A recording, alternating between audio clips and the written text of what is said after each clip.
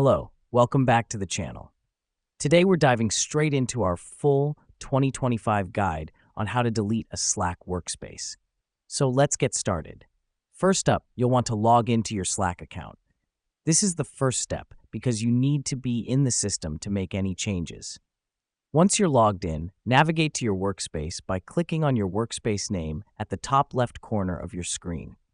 Here's what's happening behind the scenes. You're essentially moving into the control room of your workspace, where you can manage all settings. Now that we've done that, you'll need to click on Settings and Administration, then select Workspace Settings. The reason we do this is because this is where you can find the Delete option for your workspace. You'll then be taken to the Settings page. Scroll down to the Delete Workspace section. This is the area dedicated to removing your workspace permanently, so be sure you're ready. Next up, click Delete Workspace.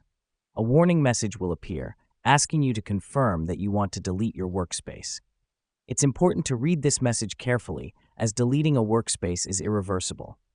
After reading the warning, if you're sure you want to proceed, click on Yes, Delete My Workspace.